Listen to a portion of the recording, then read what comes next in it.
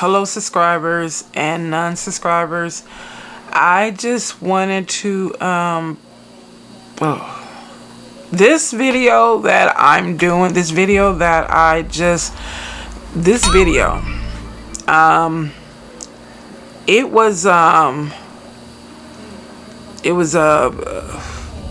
it was heartbreaking.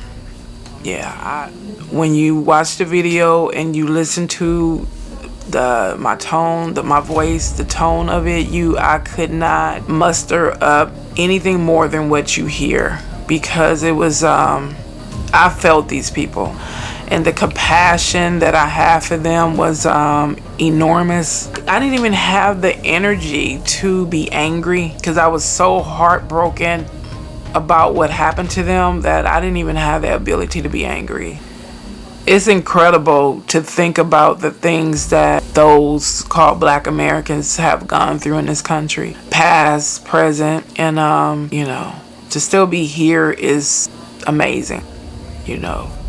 I love my people for being so strong and being able to not only endure what has been thrown on us, because some people just don't know how to let things go. A whole group of people and groups of people just don't know how to let things go. I applaud you people. I applaud Black America. I truly do, from my heart. I wouldn't trade being who I am for anybody. I don't care what we've gone through. I don't care how they try to assassinate our character. I don't care how they try to turn other groups and individuals against us. I don't care. I love being for lack of a better word, I love being Black American. Nobody can ever take that from me. When I see us come together and do awesome things, when I hear about us doing awesome things, you don't know how it makes your heart cry, man. It makes your heart cry. And I never did a video about the Alabama thing because I didn't want to. Everybody else, they did enough videos. So, people said the things that I felt. But it was just it was like a drug couldn't even give you that kind of joy and high I felt when I saw my people running together to support one another, because it's been said foolishly that we don't support each other, and we really do. We do support each other. It's just not shown as much as it's shown, the negative things. Yeah, this video. It's like I said, the other videos, that was a doozy. Well, this one was a super doozy. I was probably seconds away from crying. I know I said, I wanted to cry. No, for real, this one, I didn't even have the energy to even shed a tear. It was unbelievable. The things that our people have gone throughout the history are amazing. They're heart-touching, and that we discovered happened to our people throughout the history. You gotta wonder why these movies aren't done about them. Amazing. The things we've gone through and still are here, and even now the things we do today. More attention is focused on how a Black woman is dressed, how a Black woman is dancing, what a Black man said or did, and Black men not liking or caring about Black women, Black women not liking and caring about Black men. It's like, oh my God, get over it. Come on, man, come on. It wasn't always like this, and I think it's something that was just created to cause more division between us.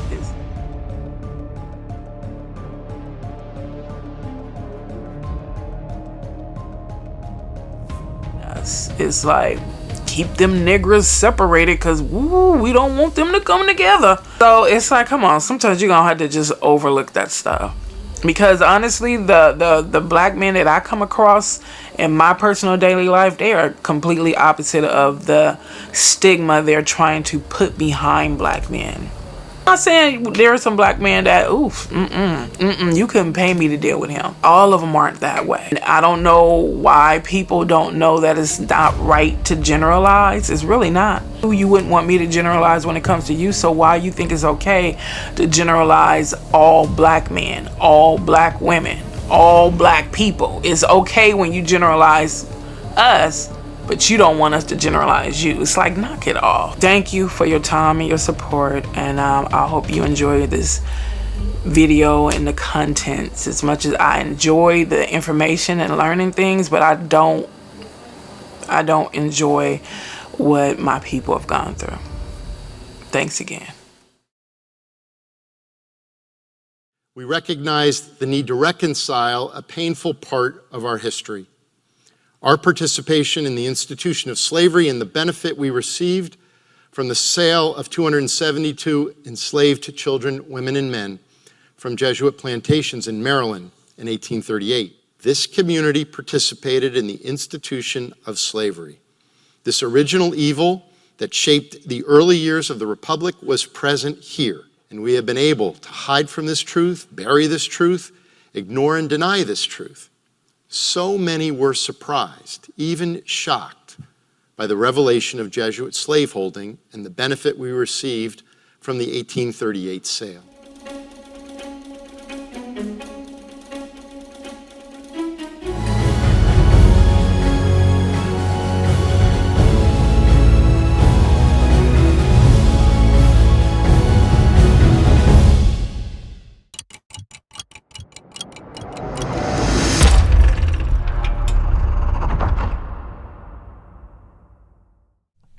You heard what the man said, right? He said for years they have been able to hide it, cover it up, and run from it. And I really don't think he would have been talking about it if this woman by the name of Rachel Swarns, Swarns, if she hadn't discovered Georgetown's dark history, Georgetown University's dark history, I really don't think they would have been talking about it. She discovered it in 2016, and she yelled it from the rooftop and put them in a position where they had to come out and tell the truth. And you know what's so ludicrous about it?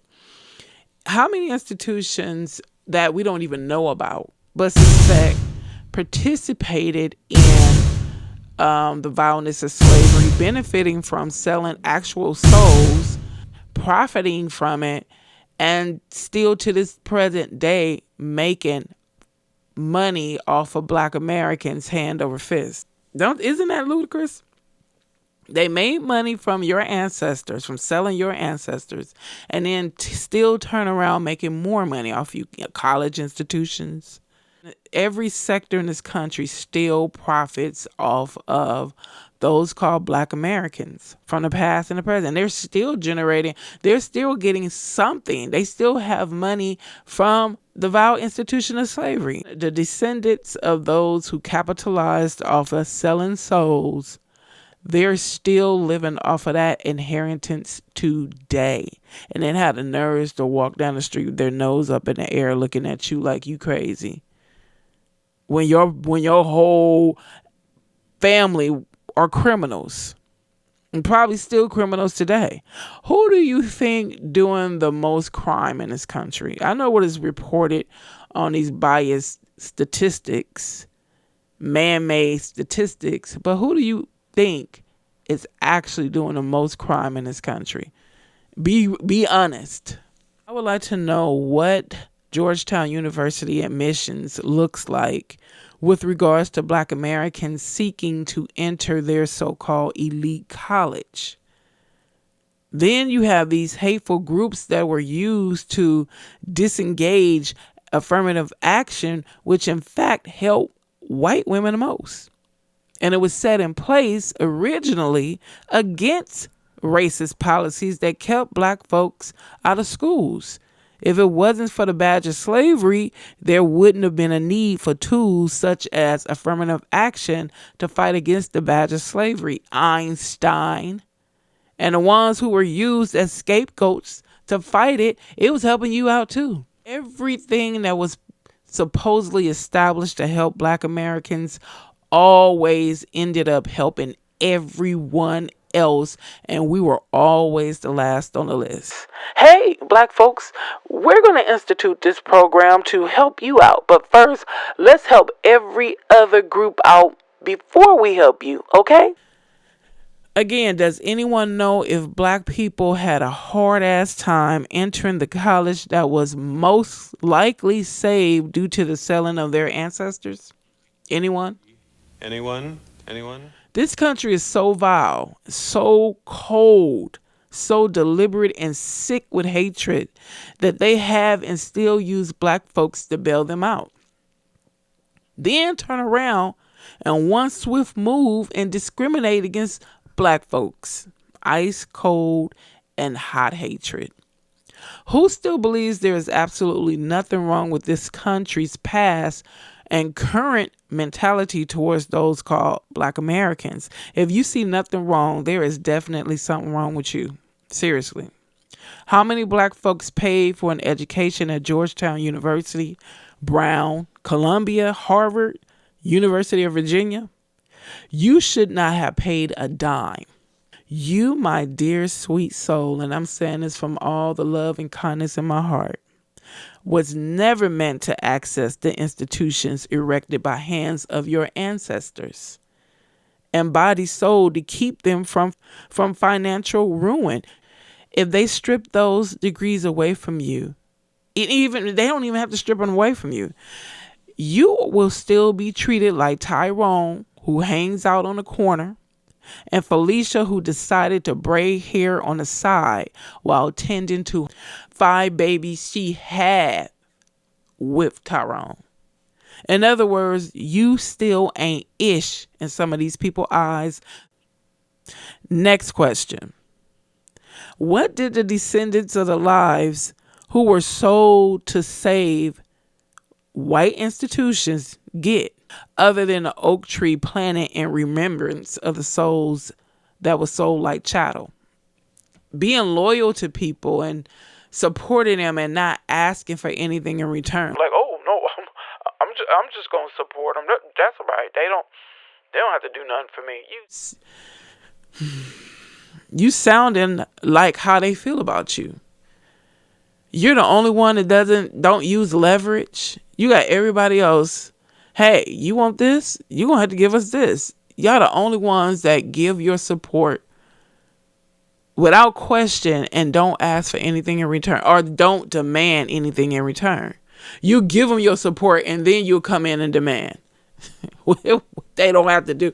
Once you give them what they need, they don't have to do a damn thing for you. Oh, we're just going to support them and then we're just going to wait till they get what they need or get where they want to be or need to be. Then we're going to come back with our long list of demands or requests. And they're going to look at you like, I don't have to do. And you really thought that I was going to help you? Jeez. Okay. Let's get into this. In 1838, Georgetown University was on the verge of closing. To save itself, the university sold 272 enslaved people, aka your ancestors. Y'all you still struggling in this country, yet these institutions in this country made wealth. They made wealth that I don't believe most of you in this country have the ability to imagine. But they're spending your dimes, nickels, pennies, and quarters. The leadership believed the only way out was to sell these people, to sell these families, to raise money to save the school. Rachel L. Swarns, author and journalist, said in an interview. She's the one who discovered Georgetown's dark secret. In the 16th and 17th and 18th centuries, the Society of Jesus, Jesuits, and the Catholic Church were among the large slave-holding institutions in America. During the times, the Jesuits funded some of the most prestigious institutions of higher education in America, in part through profits earned on their plantations.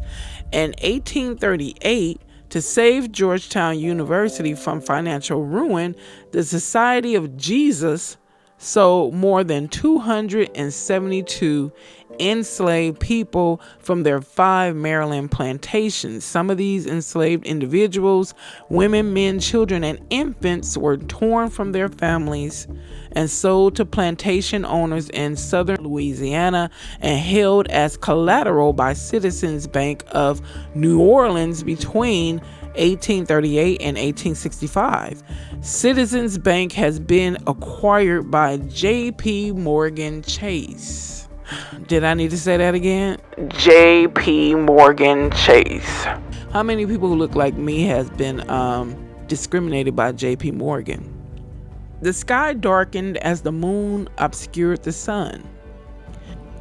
On that sweltering September afternoon in 1838, and saw a blazing red ring of light surrounding the moon like a shimmering halo. Some prayed that such heavenly spectacles meant their liberation was near. Others viewed them as omens, signs of agony to come. On the St. Inigo's plantation in southern Maryland, the Mahoney sisters needed no celestial sign to know of the darkness that lay ahead. The sisters Louise Mahoney and Annie Mahoney Jones had been sold, along with scores of other black people, enslaved by the nation's most powerful Jesuit priest. The leaders of the Catholic order were convinced that the sale was the only way to save Georgetown College, the nation's first Catholic institution of higher learning, from being crushed by its debts. Even opposition from many of their own priests did not deter them from the steps they were about to take. The Jesuits had made a list of people they planned to sell: 227 enslaved men, women, and children who labored on their Maryland plantations. I mean, they were already a Catholic church that's supposed to have better principles than random enslavers, and they compound their sin by not only having slaves on a plantation, but selling them. Selfish. Ooh, and they were supposed to be an example. So how would they have been an example to those who really didn't care about selling people like animals, but the ones that had a conscience and knew it was wrong? How would they have been an example for them? The prospect buyers were prominent men from Louisiana. Henry Johnson, a congressman and defender of slavery who once served as governor, and Jesse Batey, a doctor who had established himself as a planter. When the two men had disembarked from the stage that carried them from Washington to the countryside of southern Maryland just a few months earlier, they had found Reverend Thomas Mullidy, the former president of Georgetown, who now ran the Jesuits province, waiting to give them a tour of the plantations and the scores of people he put up for sale. At St. Inigo's, one of the Jesuit plantations in St. Mary's County, the enslaved number more than 80 people.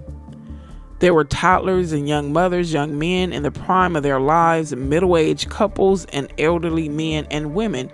Harry Mahoney, Louise and Anna's father, patriarch of the extended Mahoney clan, was described as the oldest enslaved person on a plantation. He had worked faithfully for the Jesuits for decades, hidden the church's wealth during the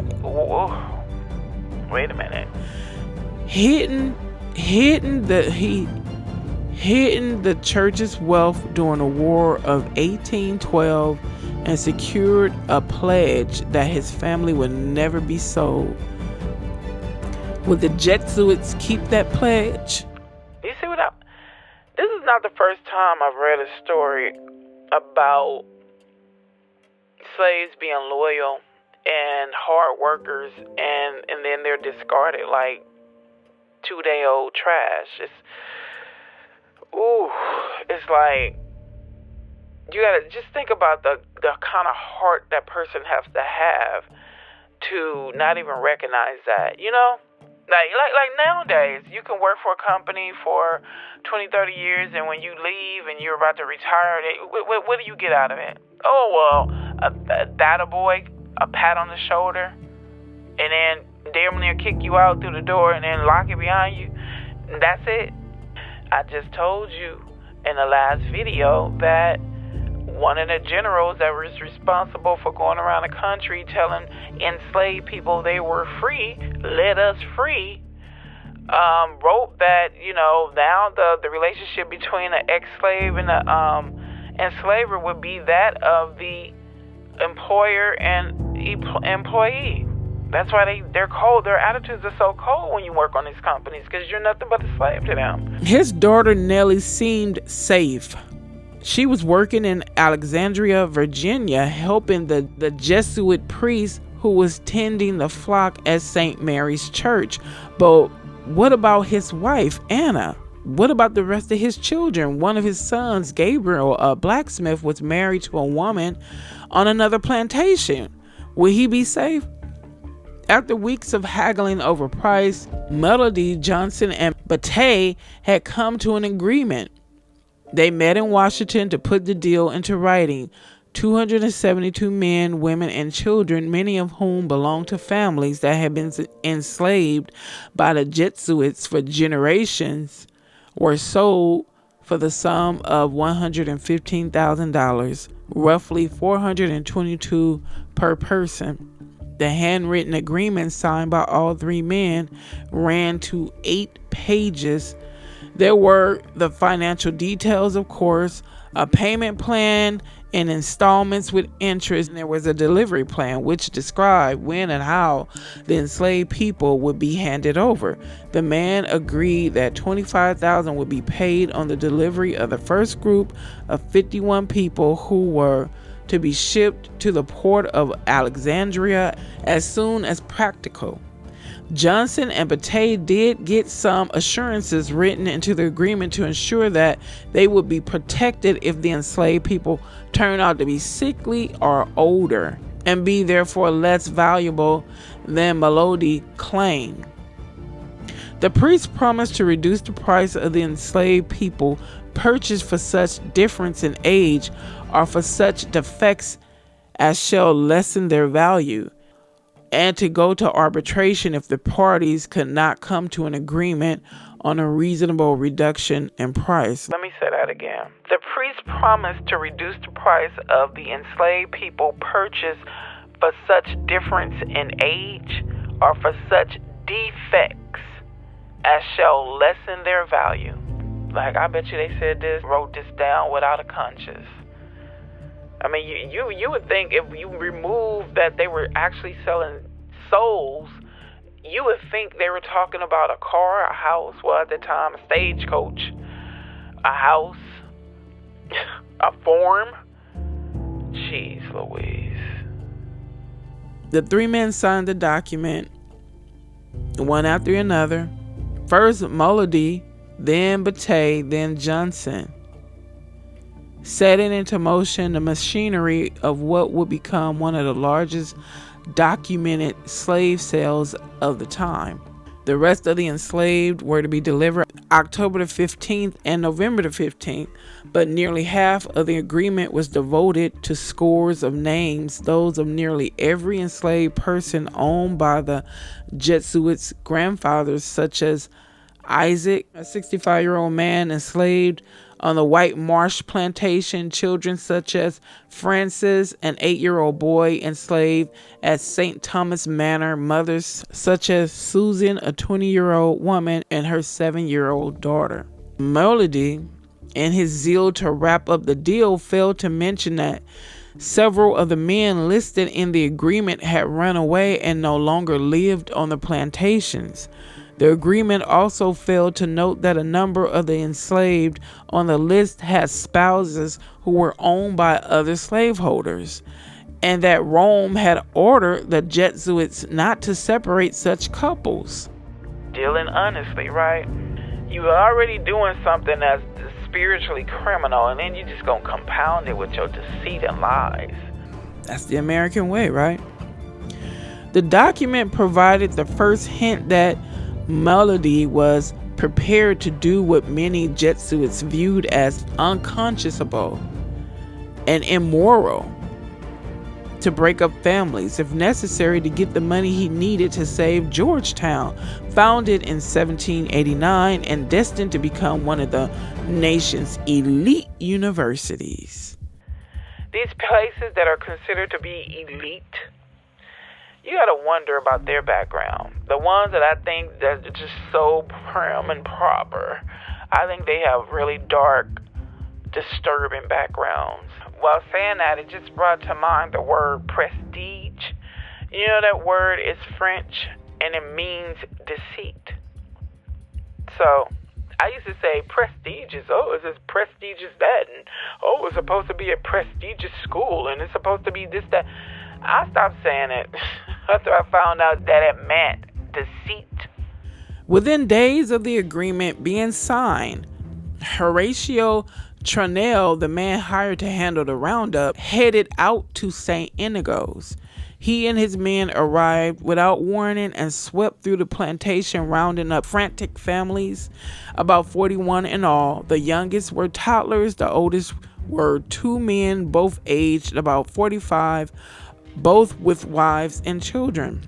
One of these men was Robert Mahoney, Harry's oldest son.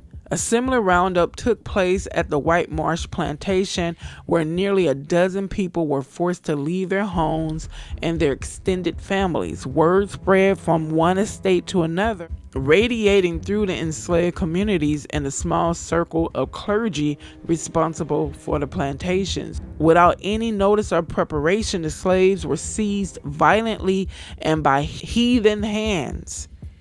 Father Thomas Lilly wrote in a letter to Rome, describing what had happened to St. Inigo's and White Marsh. They were treated as animals in every respect. Earlier in the text, they said that these families were on the plantations for generations, years. And I got the impression that they were, even though it was a plantation, they were a decent, probably humble community, self-respecting, considering. And then you just had these savage bastards that just came in and just shocked their system, like coming in being with brute force, and it was unnecessary. It was like that was their mentality. Come on, let's go round up these niggers and throw them in the stable. Like they were animals, even though they most likely, these slaves carried themselves in a respectable manner. Those people that were coming in from other states, their mentality was so wicked and so cruel towards slaves, they just treated them like animals. It's like that's how they still treat black people today. It doesn't matter. You can have degrees, you can be self-employed, you can have a successful business, independently wealthy, carry yourself in a very dignified, respectable manner. It doesn't matter. If you're an independent, wealthy person or business person or educated, professional person, you're no different than a thug in the street. At the end of the day, that's how they treat you. So I know black folks tried to run from the past, but when you're dealing with people who are always telling us to get over it, they haven't gotten over it. Because if that was the case, they would treat you accordingly and not just treat you like a slave. They can still see us and treat us like their ancestors treated our ancestors. But then when we talk about how they treated our ancestors and still treat us today, they tell us to get over it. The hypocrisy is seething. Their destination was the port of Alexandria, where they would be imprisoned as they waited to board the Ancas, the ship that would carry them to Louisiana. The 155-ton, two-masted ship had been purchased in 1836 by William H. Williams, a slave trader based in Washington. During the week that Robert Mahoney, his family, and the others were imprisoned in the port city, Williams announced in the pages of the Alexandria Gazette that his ship would be sailing for New Orleans. No record has survived of Robert's thoughts as he and others descended into the hold of the ship. But on June 29th, the newspaper carried the news of the ship's departure. Sailed June 28, bring Uncas cross New Orleans. Molody was visiting St. Inigo's when the news of the Uncas departure appeared in the newspaper. The following day, he dedicated his mass to the poor Negroes. But his prayers did little to assuage the outrage of the priests who managed the Jesuits' plantation. That was ludicrous. You committed a crime and then you gonna turn around and pray for them? I would have told you that you could take them prayers and do because you're gonna need them anyway, you hypocrite. It is with the great pain of spirit that I take up the pen, Lily wrote. Those men, I believe, had assured humane and Christian treatment, but I discovered their nature. He continued. What distress, what a scandal, not only for the Catholics, but also for the Protestants. Many of them detest this sale as much as possible, and it will dispense such a wound to this religion and to this order. Worse still, he wrote, was the news that it was only the beginning, that the remaining entreaty of the enslaved population had also been sold.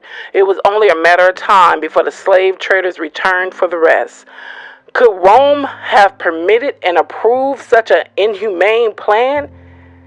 Can Jane Ruthven, the superior general of the Society of Jesus, better known as the Jesuits, have given such a horrific sale his blessing? Molody was well aware of the outrage bubbling up among his fellow priests, particularly those stationed on the plantation, and the stress of what priests would later describe as the ugly business of selling human beings was clearly taking its toll. Molody felt so fatigued and unwell, as he recorded in his journal, that on 5 occasions that summer he did not officiate at Mass. Still, he remained unbowed, and in August he struck back against his critics. In a defiant letter to Ruthven, he addressed the mounting criticism of his leadership. He dismissed Lilly and other priests criticizing him on the plantations, suggesting that their objections to the sale stemmed from their self-serving distress at losing their authority over scores of enslaved people. Response, I'm wondering if it borderline narcissistic, psychological manipulation. Like, you know when somebody's wrong, but they'll flip the script on you and try to point out something wrong you did to lessen their wrong.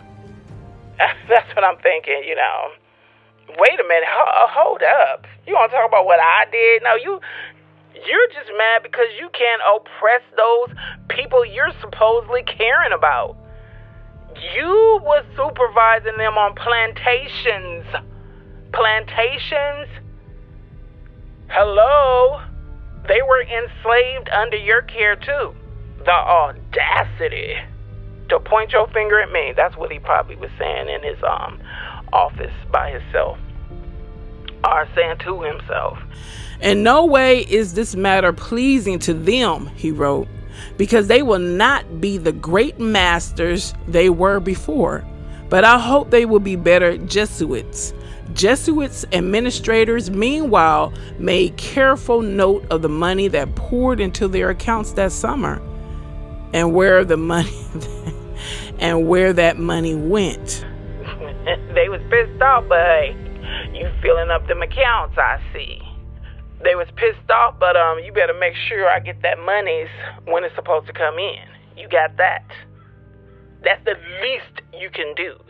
$8,000 to Archbishop of Balt to extinguish debt, reads a line in one of the Jesuits' cash books describing a payment made to the Bishop of Baltimore to settle an old claim. The rest of the down payment, some $17,000, went to Georgetown. That hefty sum would pay down the debts that Molody had incurred during a building campaign.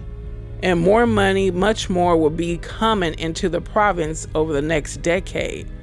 Melody informed Rome as Johnson and Beatty made good on their payments to the Jesuits in annual installment. While money flowed into the Jesuits' coffers, the priests and enslaved people on the plantations prayed and waited. Only about 30 people remained at St. Inigo's black community. They had witnessed the end of the world as they knew it.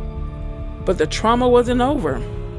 All of them, young and old, the married, the single, the strong, the feeble, had price tags on their heads. Once they got a taste of that monies, they was like, why stop at 227? We have a whole lot more to sell. That knowledge haunted the two sisters, Louisa and Annie, as they cooked and cleaned for the priests who lived in the manor house, comforted their elderly parents, and tended to the young children who still laughed and frolicked, innocent of what was to come. They had grown up together, the youngest girls in the sprawling family. They had prayed, as many enslaved people did, that their family would remain intact, that they would always stay together, but soon they knew the members of their community would be rounded up and shipped down south, far from the world they knew and the people they loved. Any day now, any minute now, the slave traders would be coming. Who would be taken next? Ruffin had ordered Molody to keep families together and warned that missteps might provoke divine retribution. It would be better to suffer financial disaster than suffer the loss of our souls with the sale of the slaves. That's why the punishment is going to be so great to the descendants, or to this country, who willingly participated in slavery, and even those who supposedly detested slavery, didn't do too much to stop it. You know what I'm saying? If there were more people who were against slavery that really put forth an effort to come against it, you think it would have went on for hundreds of years? Come on now. Look at what people do when they're against something today. It could be like 30 people join together and shut down some things. They're saying that the majority of the country was anti-slavery. Why didn't you guys do more to stop this wicked, vile institution? Why did it go on for hundreds of years? So somebody's not telling the truth. I guess the money, when it came in, like in the 80s when black folks discovered richness through crack cocaine, selling it. And then you had the moms that was like, nope. And then they brought that money in and started getting new furniture and appliances. And they was like, okay, you know what? I'm just going to turn my head away because this couch look good. That's how it was with slavery. Even the ones who supposedly hated it, they, obviously didn't do too much or say too much to stop it, because it didn't have to go on for hundreds of years. Let's continue. Melody carried the weight of that warning with him as he prepared himself for the journey, but it did not dissuade him. On October 31st, 1838, about 6 weeks after the luminous solar eclipse appeared in the sky, he picked up his diary. Set out for St. Inigo's, he wrote. At the plantation, Father Joseph Carberry, another priest who opposed what Melody was doing, got word the slave traders are coming. And a flagrant act of defiance against his superior, the priest saw other members of the Mahoney family. Run, Carberry told them, run. Louisa ran with her mother. Annie gathered her children, but for Annie, the news came too late. She and her two children, Arnold, who was about 8 or 9 years old, and Louisa, who was about 6, were herded together with the rest of the enslaved people who would be loaded on the ship. Harry, now an old man and the patriarch of the family, was spared, but it was the bitterness of blessings. He had done all he could to keep his family safe, trusting in a pledge from the Jesuits that the Mahoneys would never be sold. That's why you should never put your trust in man. There are times that you want to take a person by their word or at their word, but that's it never really turns out. It's something always happen where they will always have to go back on their word. But Frank, you told me 20 years ago that you would never do this. I know, Bob, I know.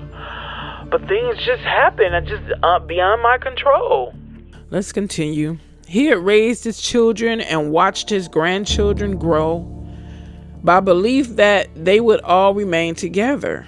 His wife, his daughter, Louisa, had managed to hide in the woods and return safely to the plantation after the ship set sail, but the rest of his family was being wrenched apart.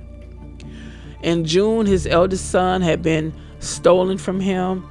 Now 2 of his daughters, and Annie and Bibiana, and his grandchildren were being taken away, torn from their homes and marched away from St. Inigo's, all of them victims of the mundane brutality of American slavery.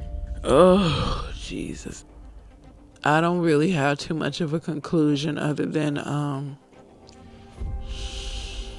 you know what? There was a time that I couldn't even read things like this because it made me so madder. No, seriously, it made me so angry that, you know, you try to figure out what you're gonna do with that anger. You gonna let it seethe? Are you gonna let it fester? Or are you gonna just, walk around and just hate everybody who doesn't look like you? You're gonna let it fester into this big volleyball or basketball or beach ball inside the belly of your soul and let it rot you to the core and let it turn to poison inside you, holding all that anger. And it's not good. I mean, we can get angry. I'm not saying you can't get angry, but just letting it fester inside you, it just turns to cancer. I believe cancer is a manifestation of anger.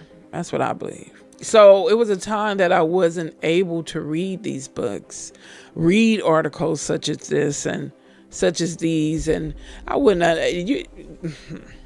been able to do this. I wouldn't be able to publish videos, gather content to publish videos talking about the darkness of American slavery, slavery in this world. I wouldn't have been able to do it. But God did something. He really did. And the way I'm talking to you now is how I talk. Of course, I'm not going to talk the way I talk in the privacy of my home to my family and people I consider friends. I mean, of course, we all talk differently to certain people. Coming in and spray. You know what I didn't like? Before I even thought about creating content for YouTube, I would look at a plethora of videos of people talking about the history, Black American history, and it seemed like people or things that was happening in society, current events, and the way they would pass on the information, it would be subtly wrapped in intense anger and irritation. So whatever they had in them, but were just speaking in somewhat of a calmly manner, with a little animation and dramatics, you could still feel the anger, the hot anger inside them, and they're just transmitting that through their videos. And then you're listening and you're getting like stirred up and irritated and wanting to punch a hole in the wall. It's like they had this outlet to vent to you their frustrations, but then they're transferring their frustrations onto you, and then what are you supposed to do with it? It got to the point where I had to stop listening to a lot of channels, especially the people that was upset and didn't know what to do with that anger but passing on to you. I had to stop listening to them. Until this day, I don't. It's rare that I'll look at them. It has to be something going on for me to look at them. Like what happened in Montgomery, Alabama. I was looking at all kind of YouTubers and listening to what they were saying, especially people that look like us. I was like, ooh, what they saying? But other than that, prior to that, I had to stop listening to it because I would just feel this anger that they were transmitting through their videos. And then it just leaves you stuck, pissed off, boiling. I've been there and done that. I didn't talk to politicians in their face. I went on letter campaigns, 19 years old, went on letter campaigns and told these politicians how I felt about them. So I'm not one of those people that just talk the talk. I've been there and done that before, social media, when you had to really do old fashioned advocacy, being an advocate the old fashioned way, writing letters, because that we didn't have the emails and all that. High school, I was coming out of high school doing this. I was involved in what was going on with Latasha Harlins, Denise Harlins, when it went down when Latasha Harlins got murdered. I was a part of the campaign when the judge was dealing with them racistly and gave Sunja Due a pass. I was a part of it. So like I said, this is not just what I'm doing now. It's not just, hey, you know what? Let me do a YouTube channel. And if I have to do a letter campaign myself, I'll do it. But sometimes you just get tired of being a crusader. Sometimes you just get tired of being the one that's going to, step to these people that's out of line. These politicians that act like we supposed to work for them instead of the other way around. You just get tired of it. You get tired of being the main one. And then you go try to round up people that, they talk about what they want to do. And then when you actually ask them to put actions to it, they, I was just venting. I didn't really mean that I would, I got things to do. I got to pick up my daughter. Every day, 3:00, I got to go pick up my kids. They got excuses. So it was like all they were doing. You got to learn how to differentiate people venting and people you put actions with their words. And 9 times out of 10, if you got 10 people who are venting, maybe one person you can rely on. Hey, let's go do this. Okay, I'm with you. The rest was just talking. They got something to do other than to go put that work in. Okay. Thank you again. I'm about to wrap this up. Thank you for your time and attention. As always, I wish you the best, and I will see you in another video.